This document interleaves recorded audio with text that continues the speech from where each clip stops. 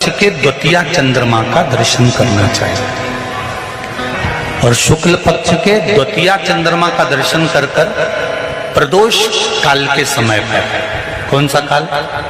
शाम के समय। प्रदोष काल मालूम है सबको? सूर्य जब डूबता है उसके 45 मिनट पहले से सूर्य डूब जाए उसके 45 मिनट बाद।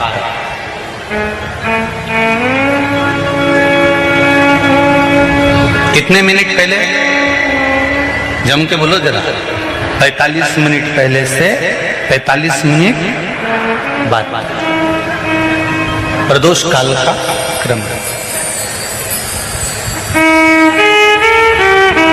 चंद्रदेव का दर्शन कर कच्चे दूध का छींटा, सफेद पुष्प चंद्र को समर्पित करो। सफेद चंदन का छींटा चंद्रदेव को दीजिए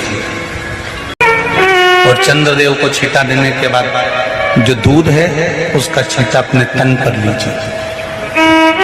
सफेद चंदन थोड़ा सा अपने शरीर पर लगा लीजिए।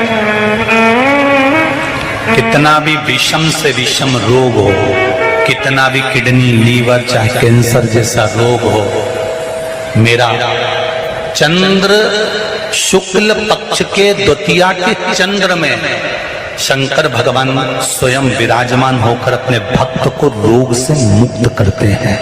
द्वितीया के चंद्र।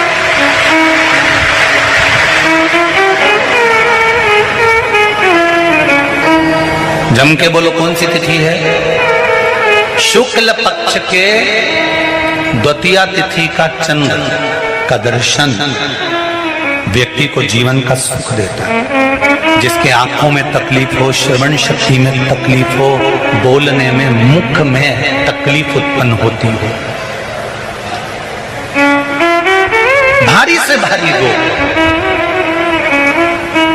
शुक्ल पक्ष की द्वितीया तिथि को भगवान शंकर ने चंद्रदेव को अपने मस्तक पर धारण करा। तो शंकर भगवान ने कह दिया, सुनो चंद्रदेव, आज शुक्ल पक्ष की द्वितीया तिथि को मैंने आपको अपने मस्तक पर धारण करा है। संसार में रहने वाला, मृत्यु लोक में रहने वाला, चाहे देवलोक में रहने वाला, चाहे जिस लोक में वो निवास कर रहा है, अगर शुक्ल पक्ष के द्वितीया तिथि के चंद्रमा का दर्शन करेगा तो वो रोग से मुक्त रहेगा।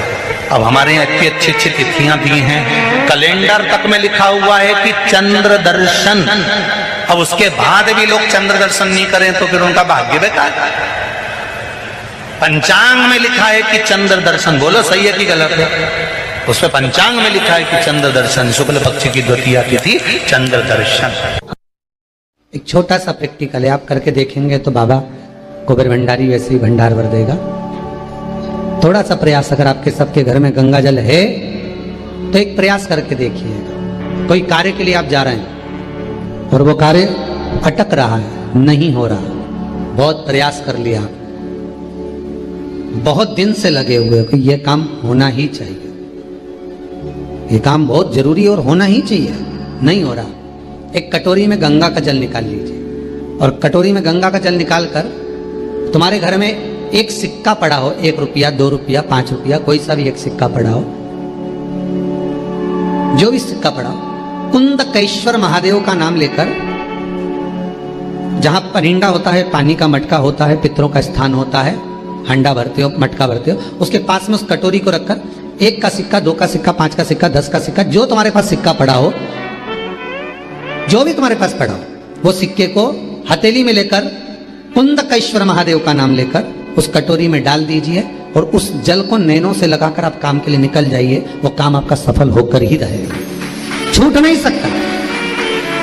गंगा के जल में वो बल होता है और आप जो सिक्का डाल रहे हो वो ये समझ कर डालें कि कुंदकेश्वर महादेव को मैं गंगा में स्नान करने के लिए। हमारे यहाँ पहले हमने भी देखा, आपने भी देखा होगा, किसी जब बारिश नहीं होती है या कोई काम अटक जाता है, जब बारिश, तो क्या करते थे पहले के जमाने में कि मंदिर को पैक कर दे, उसमें पानी भर दे शंकर जी के ऊपर। आपने कई जगह देखा होगा, उसमें शिव जी को डुबा, तो किसके लिए डुबाते थे? कुंदकेश्वर महादेव के लिए।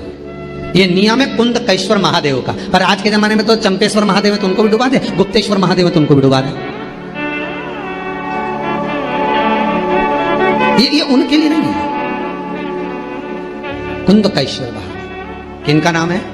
जम के बोलिए, कुंदकेश्वर महादेव। ये कुंदकेश्वर महादेव उस कटोरी में, उस बाटकी में सिक्के को और फिर जब आपका काम हो जाए, आप जिससे मिलने गए हो, जिससे काम की बात करने गए और काम हो गया, तो वो जल ले जाकर सिक्के के साथ, सिक्का तो डालो मंदिर में, कहीं दान पेटी आदि में, और वो जल भगवान कुंदकेश्वर के नाम से शिव जी को समर्पित कर दो।